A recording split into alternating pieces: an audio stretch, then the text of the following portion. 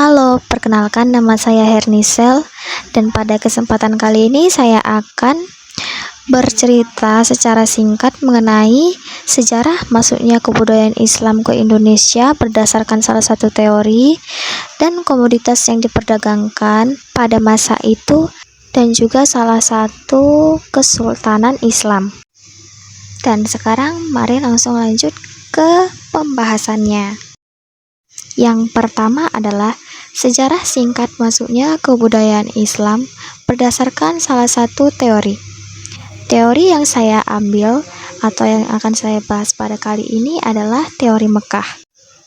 Teori Arab atau Mekah adalah teori Islam yang menyebutkan bahwa Islam masuk ke Indonesia langsung dari Arab pada masa kekhalifaan.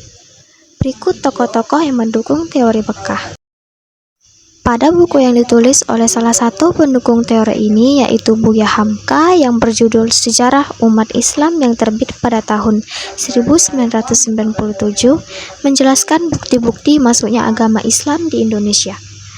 Bukti yang dimaksud Buya Hamka ini adalah berupa sumber dari naskah kuno Cina yang menyebutkan bahwa sekelompok bangsa Arab yang bermukim di pesisir barat Pulau Sumatera pada tahun 625 Masehi. Selain itu, di kawasan tersebut yang pada saat itu merupakan kekuasaan kerajaan Sriwijaya, juga ditemukan batu nisan yang bertuliskan nama Syekh Ruknuddin yang wafat pada tahun 672 Masehi. Teori ini juga didukung oleh Arnold yang menyatakan bahwa pada masa itu bangsa Arab merupakan bangsa yang dominan dalam perdagangan di Nusantara. Kemudian, mereka menikah dengan warga pribumi dan berdakwah di Nusantara. Dan masuk ke topik selanjutnya, yaitu komoditas apa yang diperdagangkan oleh masyarakat Nusantara, India, Arab, dan Cina pada masa itu. Dalam perdagangan di jalur rempah, komoditas unggulan Kepulauan Indonesia atau Nusantara pada masa itu adalah cengkih, pala, dan lada.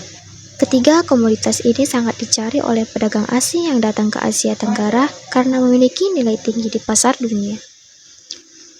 Ketika datang ke Nusantara, para pedagang India membawa komoditas tekstil untuk ditukar dengan komoditas rempah. Ekonomi barter menjadi salah satu ciri khas pada masa itu.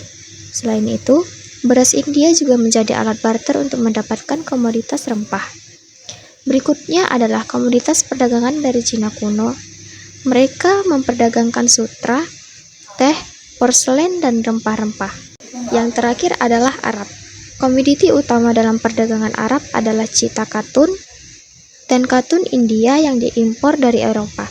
Perdagangan cita itu sejauh melampaui perdagangan komoditi lain yang dilakukan oleh golongan Arab.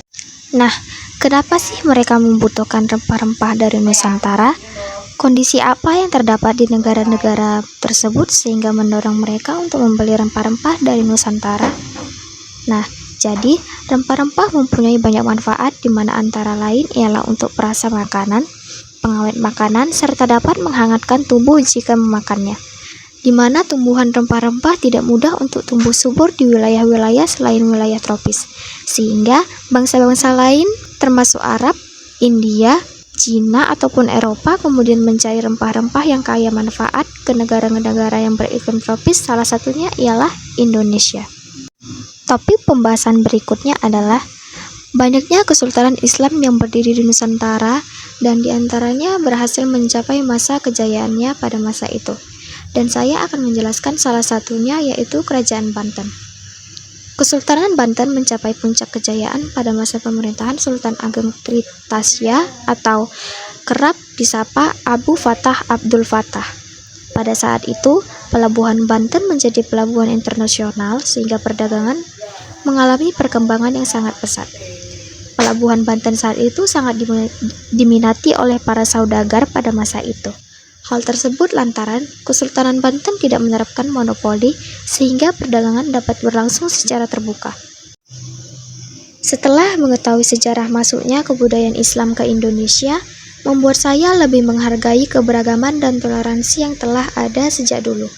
Saya juga menjadi lebih sadar akan kontribusi Islam dalam membentuk identitas nasional, termasuk dalam bahasa, seni, hukum, dan pendidikan. Dengan memahami sejarah ini, saya merasa lebih bangga sebagai bagian dari bangsa yang kaya akan warisan budaya. Itulah yang dapat saya simpulkan dari mengetahui sejarah masuknya kebudayaan Islam ke Indonesia. Terima kasih.